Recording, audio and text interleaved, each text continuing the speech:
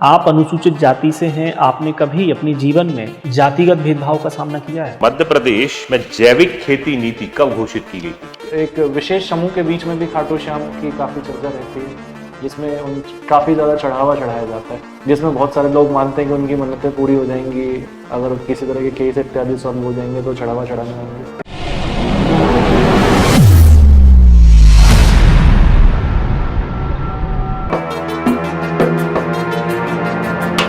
राकेश मालवीय, कौन सा टेम्प है आपका ये? हाँ सर, ये मेरा इंटरव्यू दूसरा है और मेंस मेरा 5वां था सर। 5वां मेंस। इसके पहले कोई सिलेक्शन हुआ आपका? नहीं सर। नहीं हुआ। किस वजह से नहीं हुआ? सर इसमें मेरी कुछ कमियां रही थी। मेंस में सर मेरा पेपर छूट जाता था। और दूसरा सर, मैं इसके साथ साथ एग्रीकल्चर बागवानी भी करता हूँ, तो कभी कभी सर मुझे वहाँ पे सर थोड़ा टाइम देना पड़ जाता था। इस वजह से मैं पेपर के टाइम पे थोड़ी तैयारी नहीं कर पाता था। आपकी हॉबी है ये तो ना? जी सर। आपको नहीं लगता आपकी हॉबी आपके लक्ष्य पे भारी पड़ गई? मुझे लगता सर अब नहीं पड़ रही है मुझे भारी, क्योंकि तो अगर भारी नहीं पड़ रही तो सिलेक्शन हो जाना चाहिए था फिर आपका। जी सर, शुरुआत में जब सर मैंने ये जो मेरी हॉबी, इसमें जो सर मेरे खेत में नेचुरल फार्मिंग जो करने में शुरुआत में मुझे तैयारी करने में लगी थी, लेकिन अब सर मैंने पूरी प्रोसेस अपने पापा को सिखा दिया इसका, नेचुरल फार्मिंग का, कैसे उसमें कीटनाशक तैयार करना है, कैसे उर्वरक तैयार करना है। तो अब आप ये नहीं करते? करता हूँ सर, अब मैं और मेरे पापा दोनों मिलकर करते हैं सर। तो फिर ऐसा ना हो कि सिलेक्शन होने के बाद जिस प्रकार से आप अपना लक्ष्य भूल गए हॉबी के लिए, वैसे ही आप प्रशासन में आने के बाद प्रशासन का लक्ष्य भूल जाएं सिर्फ हॉबी के लिए। सर ऐसा नहीं कि मैं अपना लक्ष्य भूला हूँ, मैंने दोनों चीज़ें साथ साथ की है और मैं अभी साथ साथ कर भी रहा हूँ, और मुझे लगता है कि मैं अपनी हॉबी और अपने लक्ष्य दोनों को साथ लेकर चल सकता हूँ। ठीक है। अनुसूचित जाति में अनुसूचित का अर्थ क्या है? सर, संविधान का अनुच्छेद 341 के तहत राष्ट्रपति महोदय जी द्वारा जिन जातियों को लिस्टेड किया जाता है एक अनुसूची में, उनको अनुसूचित जाति कहते हैं। ठीक है। अनुसूचित जाति संबंधी कोई प्रावधान बताएं जरा संविधान के। जी सर, संविधान में मौलिक अधिकारों में अनुच्छेद 14 है, जिसके साथ समानता का अधिकार मिला है। अनुच्छेद 15 है, जिसमें लिंग जाति के आधार पर भेदभाव नहीं किया जा सकता। अनुच्छेद 17 है, जिसके आधार पर अस्पृश्यता का उन्मूलन किया गया है। अनुच्छेद सर 338 है, जिसमें राष्ट्रीय अनुसूचित जाति आयोग का गठन किया गया है। अनुच्छेद 330 है, जिसमें लोकसभा में अनुसूचित जाति के लिए सीटें आरक्षित की गई है। अनुच्छेद 32 है, जिसमें राज्य विधानसभाओं में अनुसूचित जातियों के लिए सीटें आरक्षित की गई है। अनुच्छेद 32 कहा आपने? 32 में है विधानसभा? अनुच्छेद 332। अच्छा, ये बताइए जरा, आप अनुसूचित जाति से हैं, आपने कभी अपने जीवन में जातिगत भेदभाव का सामना किया है? जी सर, किया है। किस प्रकार से किया बताएं? सर मुझे बचपन का सर किस्सा याद है। मेरा गांव सर 200 वोटर का है। उसमें मुझे याद सर, बचपन में मुझे जब जैसे हमारे गांव में एक हेडपम्प रहता था सर, तो उच्च वर्ग के लोग जब पानी भरने आते थे तो हमें दूर खड़ा रहना पड़ता था, उसके पाले पर भी हम खड़ा नहीं रह सकते थे। और दूसरी चीज़ थी सर के वहाँ का जो मंदिर था, वहाँ मंदिर के सर वो जो जिसे हम ओटला बोलते थे, उस ओटले पे भी हमें चढ़ने नहीं दिया जाता था। बाहर से आप दर्शन कर सकते थे, अंदर नहीं जा सकते। क्या अभी भी ये समस्या है आपके क्षेत्र में? अभी तो सर जब से हम शिक्षित हुए हैं तब से ये समस्या नहीं है सर। मैं खुद अंदर मंदिर में जाता हूँ और अब तो सर खुद हम मतलब कि पानी आनी सब पी सकते हैं। जब आपके साथ ये हुआ या आगे भी अभी भी अगर आपके साथ हो रहा हो, तो आपके मन में क्या भावना आती है? कैसा लगता है आपको जब आपके साथ कोई ऐसा करता है? सर ये हमारा संविधान ने जब समानता का अधिकार दिया है, तो जब ऐसा कोई भेदभाव करता है तो ये सर कानूनन और संविधान के भी खिलाफ है। जब सभी व्यक्ति समान है संविधान में, तो ये भेदभाव करना भी नहीं चाहिए सर। ठीक है। इसके लिए कोई कानून बनाया है गवर्नमेंट ने भेदभाव के लिए? कौन सा? सर 1955 में सर अनुसूचित जाति अत्याचार निवारण अधिनियम आया था, और सर 1989 में अनुसूचित जाति जनजाति अत्याचार निवारण अधिनियम आया। दोनों में एक ही आया? 55 में भी वही बताया आपने, 89 में भी वही बताया? 1955 में सर अनुसूचित जाति के लिए आया था। और नाम क्या था उस कानून का? अनुसूचित जाति अत्याचार निवारण अधिनियम। ठीक है, अब ये नवासी वाले का नाम क्या है? इसमें सर अनुसूचित जाति जनजाति अत्याचार निवारण अधिनियम। ठीक है, आपकी हॉबी क्या है? सर सहजन और सहजन तथा गेंदे की फूलों की प्राकृतिक खेती करना। जी। ठीक है, क्या होती है बताएं जरा। सर सहजन एक बागवानी खेती है। ये सर एक औषधि पौधा होता है। इसमें सर मैंने ये सर औषधि पौधा है, इसमें मैंने सर एग्रो फॉरेस्ट्री के माध्यम से अपने 1 बीघा में लगा रखा है। इसमें सर पौधे से पौधे की दूरी मैंने 6 फीट रख रखी है और पंक्ति से पंक्ति की दूरी मैंने 10 फीट रख रखी है। इसमें सर PKM वेराइटी के मैंने पौधे लगा रखे हैं जो कि हर 6 महीने में फल देते हैं। और सर इसके सर फल का उपयोग सर अचार में और सब्जी खाने में करते हैं। साथ ही में सर इसके फूलों का उपयोग तेल बनाने में होता है। और साथ ही सर इसकी जो पत्तियां होती है, या तो इसको गीले में भी मैं बेच देता हूं या फिर सूखा के सर इसका पाउडर बना लेते हैं। ठीक है, तो ये आपकी हॉबी है या आर्थिक साधन है आपका एक? सर 2020 तक सर मैं अपने खेत में, हमारे पापा परंपरागत सोयाबीन ही बोते थे। लेकिन सर 2020 में सर येलो मोजेक वायरस के कारण लगातार 2 साल तक सर सोयाबीन खराब हो गई थी। कौन सा वायरस? येलो मोजेक वायरस होता है सर। अच्छा। सफ़ेद मक्खी के कारण होता है सर ये। ठीक है। तो उसके कारण सर 2 साल तक लगातार सोयाबीन खराब हो गई थी। तो वहाँ पे सर वैकल्पिक तौर पे सर मैंने सर जो एग्रीकल्चर इंजीनियरिंग किया था, तो मैंने फिर वहाँ पे देखा कि यहाँ पे हम कौन सी फसल उगा सकते हैं जो कि एक आय का साधन भी बन सके और जिसमें कृषि को हानि भी नहीं हो। तो सर सहजन ऐसा पौधा है जो कि शुष्क और अर्धशुष्क जलवायु में उगाया जाता है। और सर इसका पास में मार्केट भी था, नीमच मंडी है सर मेरे ज़िले के पास में। तो वहाँ सर इसका एक तो प्रोडक्शन भी अच्छा होता है और सर एक इसकी प्रोडक्टिविटी भी अच्छी है। ठीक है, दूसरी हॉबी आपने लिखी है खाटू श्याम जी के भजन सुनना। जी सर। खाटू श्याम कौन थे बताएं जरा। खाटू श्याम सर महाभारत में भीम के पौत्र और घटोत्कच के पुत्र वीर बर्बरिक थे। इनका नाम श्याम कैसे पड़ा? इनका खाटू श्याम पढ़ने के पीछे मुख्य कारण है कि सर जो भगवान श्री कृष्ण थे वो वीर बर्बरिक के मार्गदर्शक थे। तो भगवान श्री कृष्ण ने इनने दक्षिणा के तौर पे इनका सिर मांगा था। तो वीर बर्बरिक ने इनसे प्रार्थना की थी कि मैं जो इतना महान युद्ध होने वाला है महाभारत का मेरे वंशों के बीच में, तो मैं इसको देखना चाहता हूँ। तो श्री कृष्ण भगवान ने क्यों इनका वध किया था? सर वीर बर्बरिक को माता कामाख्या के तीन अचूक बाण की सिद्धियाँ प्राप्त थी। वो उन बाण से वो सर किसी का भी सर्वनाश कर सकते थे। भगवान श्री कृष्ण ये बात जानते थे और उनके जो गुरु थे श्री सिद्ध विजय सेन, उन्होंने उनको वचन दे रखा था और उन्होंने उनको बोल रखा था कि तुम ये इन बाणों का उपयोग कमज़ोर वर्ग की तरफ से ही करोगे। तो भगवान श्री कृष्ण ने पूछा कि अगर पांडव युद्ध में कमज़ोर पड़ोगे तो कौरव अगर युद्ध में कमज़ोर पड़ोगे तो क्या तुम उनका साथ मिल जाओगे? ठीक तो है, ये बताइए बर्बरिक जी को हारे का सहारा क्यों कहते हैं? जी बर्बरिक जी को सर हारे का सहारा इसलिए कहते हैं कि जब बर्बरिक जी की जो दादी माँ थी, उन्होंने इन्हें बोला था कि तुम हमेशा से कमज़ोर और असहाय का कभी मना नहीं करोगे किसी भी चीज़ के लिए। ठीक है, इसीलिए उनको हारे का सहारा करा।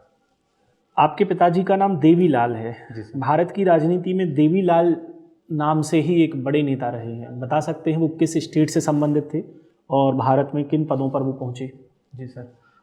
सर भारत में श्री देवीलाल जी एक राजनेता रहे जो भारत के उप प्रधानमंत्री भी रहे सर। ये उत्तर प्रदेश राज्य से आते थे सर। चलिए ठीक है सर। राकेश, आप नलखेड़ा आगर मालवा से हैं। नलखेड़ा क्यों फेमस है? सर नलखेड़ा मुख्यतः माता बगलामुखी के लिए फेमस है। माँ बगलामुखी का मध्य प्रदेश में जो 2 पीताम्बरा पीठ है उसमें से एक पीताम्बरा पीठ नलखेड़ा में स्थित है। आगर मालवा जिला कब बना था और किससे अलग होकर बना था ये? सर आगर मालवा जिला 16 अगस्त 2013 को शाजापुर जिले से अलग होकर बना। तो आपको क्यों लगता है कि ये जिलों का जो गठन किया जा रहा है, क्या ये प्रशासनिक दृष्टिकोण से उचित है ये? सर मुझे लगता है कि जो आगर मालवा को जो नया जिला बनाया गया था उसका मुख्य उद्देश्य प्रशासनिक दृष्टि से क्या फायदे हुए इससे? लगभग कितना साल हो गया है? 11 साल 11 साल हो गया इसको बने हुए। तो क्या आपको लिखा क्या फायदे दिखे, क्या तरक्की दिखी वहाँ पे? सबसे पहला तो सर मुख्यतः प्रशासनिक दूरी, जो सर शाहजहाँपुर और आगर की तहसील बड़ौद है, उन दोनों के बीच में सर 120 किलोमीटर की दूरी है। और अभी सर जो आगर है उसकी जो 4 तहसील है उसमें सर चारों तहसीलों की दूरी है वो 30 किलोमीटर के दायरे में है। तो प्रशासनिक काम वहाँ पे सर आराम से हो जाते हैं। उसके बाद आपने कोई 3 प्रमुख विकास संबंधी वहाँ पे उपलब्धियां देखी हो, बताइए। जी जी सर, वहाँ पे सर दूसरी आर्थिक जो इंफ्रास्ट्रक्चर है उसमें सर हुआ है, जैसे प्रशासनिक जो भवन है वो तैयार हुए। साथ ही में सर वहाँ पे रोड का चौड़ीकरण हो गया। साथ ही में सर ऊर्जा हब के रूप में भी उभरा है आगर मालवा। वहाँ की जो पहाड़ी भूमि है वहाँ पे सर 122 पवन चक्कियाँ लगाई गई है। पवन चक्की लगाई गई वहाँ पे, ठीक है। तो आप मुझे ये बताइए कि मध्य प्रदेश में जैविक खेती नीति कब घोषित की गई थी? सर मध्य प्रदेश में जैविक खेती नीति 2011 में घोषित की गई क्या थी। है जैविक खेती? सर जैविक खेती का मुख्य जो जैविक खेती होती है उसमें सर संश्लेषित रासायनिक उर्वरक और कीटनाशकों का उपयोग की बजाय जैविक खाद, जैविक उर्वरकों का उपयोग किया जाता है। मध्य प्रदेश में जैविक कृषि को लेकर कोई संस्था है, कहाँ है? जी सर, मध्य प्रदेश में सर राज्य जैविक प्रमाणीकरण संस्था है सर भोपाल में। ठीक है। इंदौर में क्या है? सर इंदौर में जैविक खेती इकाई है सर। आगर मालवा में कौन सी महत्वपूर्ण फसलों का उत्पादन होता है? आगर मालवा में सर खाद्यान्न के रूप में मुख्यतः गेहूं होता है, और सर दलहन में सर मसूर, चना और मटर होता है, और सर उद्यानिकी में मुख्यतः संतरा होता है, सहजन होता है। ये जो आगर मालवा है, यहाँ पे 3 प्रमुख समस्याएं जो आपने अपने जीवन काल में यहाँ पे देखी हुई, बताएं कौन सी 3 प्रमुख समस्याएं हैं? सर पहली समस्या कृषि से आधारित कि यहाँ पे सर अभी भी परंपरागत कृषि की जाती है। जी सर। दूसरा सर यहाँ पे सिंचाई सुविधाओं का अभाव है। तीसरी सर यहाँ पे वनों का आवरण बहुत ही कम है सर। ठीक है। तो आप चूंकि एग्रीकल्चर से ही आपने आपका ग्रेजुएशन किया हुआ है आपने, तो आप मुझे बताएं कि आपकी इस योग्यता का उपयोग आप जिस क्षेत्र में पदस्थ होंगे वहाँ की कृषि समस्याओं के निराकरण के लिए किस तरीके से करेंगे इस योग्यता का? सर अगर मैं किसी भी क्षेत्र में अगर मैं पदस्थ होता हूँ और अगर मुझे वहाँ पे एग्रीकल्चर क्षेत्र का विकास करना है, तो मुख्यतः मैं देखूंगा कि वहाँ किस प्रकार के, पहले देखूंगा कि एक अच्छी कृषि के लिए और लाभदायक कृषि के लिए कौन कौन से मानदंड जो आवश्यक रहते हैं उनको देखूंगा कि वहाँ किस प्रकार की मिट्टी है। दूसरा सर कि वहाँ का कृषि जलवायु क्षेत्र कैसा है। तीसरा सर कि वहाँ पे सिंचाई सुविधाएं कैसी है। और चौथा सर कि वहाँ पे कौन सी फसलों का बाजार मांग ज़्यादा है। इन आधार पे सर मैं तय करूँगा कि वहाँ पे कौन सी फसल बोनी चाहिए। ठीक है सर। ठीक है, जैसा आपने अपनी हॉबी में लिखा, भजन सुनना और सहजन तथा गेंदों के फूल की प्राकृतिक खेती करना। 0 बजट प्राकृतिक खेती क्या होती है? जीरो बजट प्राकृतिक खेती का सर जो मुख्यतः कॉन्सेप्ट है ये श्री सुभाष पालेकर जी के माध्यम से लाया गया था। इसमें इसका सर मुख्य उद्देश्य ये रहता है कि कृषि के जो हमारे खेत के आसपास और प्रकृति में उपलब्ध संसाधनों का उपयोग करके हम कृषि की लागत को जीरो करके सारी सुविधाएं वहीं पे उपलब्ध करा। ठीक है। डॉक्टर बी आर अम्बेडकर, जी इनकी नव्यान शाखा से आप परिचित होंगे, उसके ऊपर थोड़ा प्रकाश डालें। माफी चाहूँगा सर, मैं नव्यान शाखा का थोड़ा। ठीक है। संत रविदास, जी सर। परिचित हैं आप इनसे? हाँ जी सर, जानता हूँ। ठीक है। इनका एक कंसेप्ट है बेगमपुरा का कंसेप्ट। क्या है बेगमपुरा? माफी चाहूँगा सर इसकी जानकारी। ठीक है। संत रविदास क्या संदेश क्या था? सर संत रविदास का मुख्य संदेश ये था कि समाज में सामाजिक समानता बनी रहे, जातिगत भेदभाव का जो उन्होंने उल्लंघन चाहा था, और सभी में समानता के लिए उन्होंने कार्य किया। कौन से प्रकार की भक्ति के समर्थक थे वो? निर्गुण भक्ति या सगुण भक्ति? सर वो निर्गुण भक्ति के थे। ठीक है। यहाँ पर रिजर्वेशन के मामले में अगर हम लोग बात करें, तो क्या आपको लगता है कि जैसे जैसे भारत शिक्षा का विस्तार इसमें होता जा रहा है, सामाजिक भेदभाव कम हो रहे हैं? क्या आप इसको मानते हैं? क्या ऐसा अनुभव किया है आपने कि सामाजिक भेदभाव भारत के विकास के साथ साथ कम हो रहे हैं धीरे धीरे? जी सर, ये कह सकते हैं कि जब से आज़ादी मिली और जो आरक्षण का प्रावधान किया, तो उसमें बहुत हद तक जो सामाजिक भेदभाव है उनमें कमी आई है, लेकिन पूरी तरह भी कमी नहीं आए। गांव स्तर पर जहाँ पे शिक्षा का स्तर या फिर जागरूकता का अभाव है, वहाँ भी सर ये अभी ये भेदभाव की समस्या देखी जा सकती है। ठीक है, सामाजिक भेदभाव अगर आगे चल करके समाप्त हो जाते हैं तो क्या रिजर्वेशन को समाप्त कर देना चाहिए? मुझे लगता है कि सर अगर सामाजिक, क्योंकि बाबा साहब अम्बेडकर का सर मुख्य लक्ष्य ये था कि आरक्षण लाने का ही मुख्य उद्देश्य ये था कि जो समाज में जो जातिगत भेदभाव है और जो पिछड़ों के साथ जो भेदभाव है उनको समाज की मुख्य धारा में लाए। अगर आगे चलकर समाज में अगर सर बिल्कुल भी भेदभाव नहीं होता है, अगर सामाजिक समानता आ जाती है, तो फिर मुझे लगता है कि आरक्षण की आवश्यकता भी नहीं होगी। ठीक है, अभी क्रीमी और नॉन क्रीमी लेयर का कंसेप्ट आपने पढ़ा होगा, जी सर। क्या ये उचित है अभी? हाँ सर, बाबा साहब अम्बेडकर जब आरक्षण का प्रावधान लाए थे तो उन्होंने उसमें एक बात बोली थी कि जो आरक्षण है वो एक गरीबी उन्मूलन कार्यक्रम नहीं है। इसका मुख्य उद्देश्य है कि जो पिछड़े लोग हैं, जो जातिगत भेदभाव का शिकार है, उन्हें समाज की मुख्य धारा में लाना है। लेकिन आपको नहीं लगता इससे ये चुनौती उत्पन्न होती है कि जो अनुसूचित जाति से बिलोंग करने वाले समूह हैं उनमें जो आर्थिक रूप से समृद्ध हैं उनको शिक्षा पाने का बेहतर अवसर प्राप्त हुआ है, उनको सुख सुविधाएं बेहतर मिली हैं आर्थिक संपन्नता के कारण। तो ऐसे में इन सब सुविधाओं के कारण अगर उनको रिजर्वेशन का भी लाभ दिया जाए तो ऐसे में उसी समूह से आने वाले जो लोग जो आर्थिक रूप से संपन्न नहीं है वो पिछड़े ही रह जाएंगे इन सुविधाओं के ना मिल पाने के कारण, जो आर्थिक संपन्नता के कारण मिलती है। जी सर, ये इसमें सुधार हो सकता है। इसमें सुधार के लिए क्या क्या प्रयास किए जा सकते हैं? सर इसमें ये किया जा सकता है जैसे सरकार द्वारा कि आरक्षण की जो आरक्षण का जो लाभ होता है वो मुख्यतः 12वीं के बाद उच्च शिक्षा के लिए और किसी भी सरकारी नौकरी में जाने के लिए आरक्षण की आवश्यकता पड़ती है। लेकिन सर पहली से लगा के 12वीं तक शिक्षा जो सभी बच्चों के लिए, सभी जातियों के लिए समान रहती है। वो एक लोक कल्याणकारी राज्य का उद्देश्य रहता है और लोक कल्याणकारी राज्य का लक्ष्य रहता है कि सभी बच्चों को समान रूप से शिक्षा दी जाए। अगर सर 12वीं तक की शिक्षा सभी बच्चों को समान मिल जाएगी तो फिर सर वहाँ जाने के, आरक्षण लेने के रास्ते भी उनके खुल जाएंगे।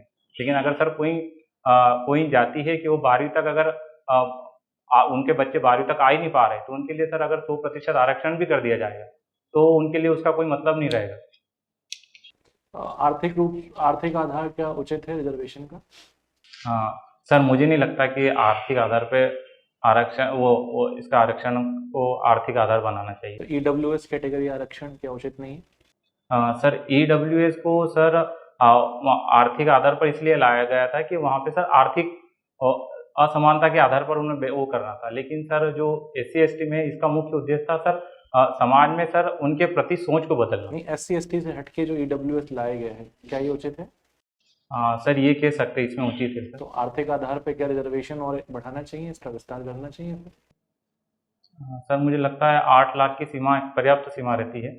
खाटू श्याम का भजन सुनना आपने लिखा है पॉइंट इसमें, तो एक विशेष समूह के बीच में भी खाटू श्याम की काफी चर्चा रहती है जिसमें काफी ज्यादा चढ़ावा चढ़ाया जाता है। क्या आप परिचित हैं इस टॉपिक से, जिसमें बहुत सारे लोग मानते हैं कि उनकी मन्नतें पूरी हो जाएंगी अगर किसी तरह के केस इत्यादि सॉल्व हो जाएंगे तो चढ़ावा चढ़ाने आएंगे? माफी चाहूंगा। चलिए, थैंक यू। 2-3 बिंदु बस मैंने निकाले हैं, मुझे लगा जानकारी अच्छी लग रही थी, मुझे पर्याप्त जानकारी थी, उसमें कोई समस्या नहीं थी। लॉन्ग आंसर कुछ प्रश्नों के उत्तर काफी लॉन्ग हो रहे कि हमें बीच में रोकना पड़ रहा।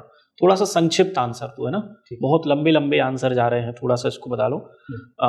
मैं जब प्रश्न पूछ रहा था तो मुझे आवाज की लय ऐसी लग रही थी जैसे बचपन में टेबल पढ़ते हैं ना, 2 एकम 2 2 2 3 4, वैसा लय सा लग रहा था मुझे, है ना।